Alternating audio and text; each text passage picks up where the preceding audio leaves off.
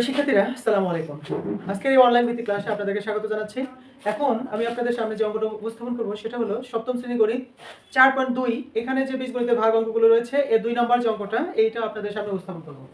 তো আপনারা এখানে দেখতে পাচ্ছেন যে -24 a to the power 5, 3 square, অর্থাৎ এটা হলো প্রথম রাশি। প্রথম রাশিকে দ্বিতীয় রাশি দ্বারা কি করতে হবে? ভাগ করতে হবে। তাহলে আমরা দুই ভাবে অঙ্কটা করতে পারি বা করব আমরা দুই ভাবে।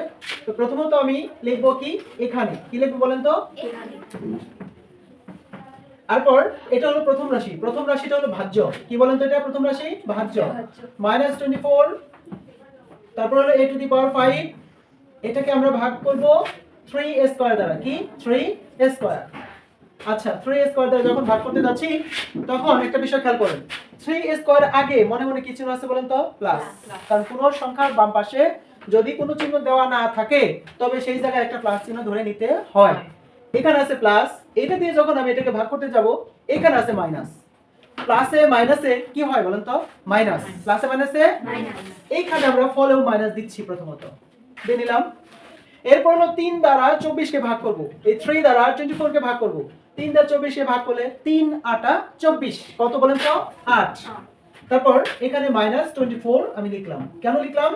8 আর 3 যদি আমি গুণ করি, 8 আর 3 গুণ করলে 3 8 24, এখানে নামালাম, এখানে প্লাস আছে, এখানে মাইনাস, প্লাসে মাইনাসে মাইনাস লিখলাম। এরপর a স্কয়ার দিয়ে a টু দি পাওয়ার 5 কে ভাগ করব। এখানে আছে কয়টা? দুইটা। এখানে আছে কয়টা? পাঁচটা। এটা তো ভাগ, ভাগের সময় কি আমি পাওয়ার কখনো ভাগ করতে পারবো? পাওয়ার কখনো গুণ করতে পারবো? পাওয়ার যদি গুণ থাকে তাহলে যোগ করব, পাওয়ার যদি ভাগ থাকে তাহলে কি করব জানো? বিয়োগ করব। রাইট। তাহলে এখানে আছে পাঁচটা, পাঁচটা থেকে দুইটা বাদ দিব, কয়টা থাকবে? তিনটা। তাহলে আমি এখানে লিখব কয়টা? a কিউবড লিখব। a কি লিখব? কিউব। বুঝতে পেরেছেন সবাই? এখন এই যে এখানে a হলো 3টা আর এখানে হলো কয়টা? 2টা। যদি আমি এটাকে এটা দ্বারা গুণ করি তাহলে কয়টা হবে বলেন তো? 5টা। a টু দি পাওয়ার কি 5।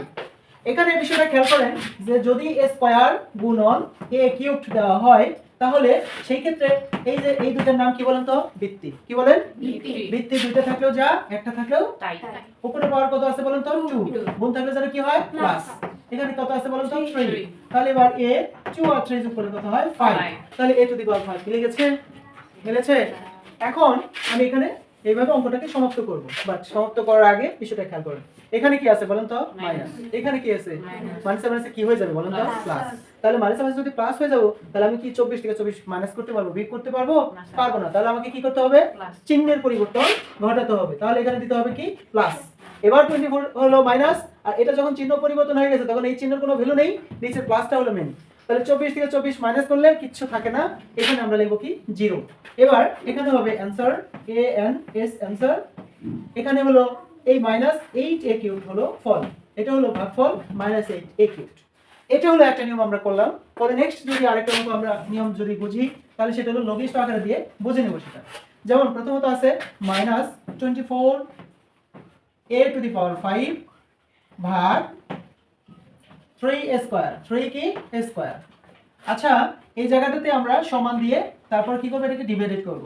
তাহলে -24 লিখলাম, তারপর হলো a টু দি পাওয়ার 5 লিখলাম, আর নিচে ভাগ, পরের সংখ্যাটা নিচে যাবে, এখানে 3 স্কয়ার লিখলাম। আমরা কি এটুকু বুঝতে পেরেছি? এরপর নিচে আরেকটা আপনার ডিভাইডেড আকারে দিয়ে দিচ্ছি, ডিভাইডেড। এবার 24 কে মাইনাস মাইনাস থাকবে, 24 কে ভাঙাবো। নিচে আছে কত? 3। 3 এর সাথে মিল রেখে আমরা ভাঙাবো। যেমন 3 8 কত? 24। তাহলে আমরা এখানে 3 ইনটু 8 দিচ্ছি। 3 8 কত? 24। তারপর হলো কেন এটা 3 8 24 দিলাম? কারণ নিচে 3 আছে, এটার সাথে মিল করে দিছি। না হলে কিন্তু 24 কে বিভিন্ন ভাবে ভাঙানো যায়। হ্যাঁ, কত? 12 দুগুণে 24, 4 6 24, 3 8 24, 24 একে 24, সবগুলো কিছু দিয়ে ভাঙানো যায়, কিন্তু আমরা নিচের হরের সাথে মিল রেখে ভাঙাইছি এটা। 3 8 কত? 24। এরপর এই কয়টা আছে এখানে বলেন তো? 5টা। তাহলে আমরা লিখবো এই একটা, দুইটা, তিনটা, চারটা, 5টা। আমরা ভাঙিয়ে লিখলাম। এবার নিচে কয়টা আছে বলেন তো? একটা, দুইটা, আর 3 আছে এখানে। আপনারা কি বুঝতে পারছেন? এবার এই 3 এবং এই 3 ভাগ, অর্থাৎ 3 দিয়ে 3 কে ভাগ করলে 3 1 কে 3 বের হয় কত? 1। কত হয়? 1 লেখার প্রয়োজন নাই। যেমন এখানে যদি আমি 1 লিখি, 1 আর 8 গুণ করলে আরেককে 8, তাহলে 1 এর কি কোনো প্রয়োজন আছে? নাই। 3 এ 3 ভ্যানিশ হয়ে গেল। এবার এখান থেকে একটা a, এখান থেকে একটা a চলে গেল। কেন?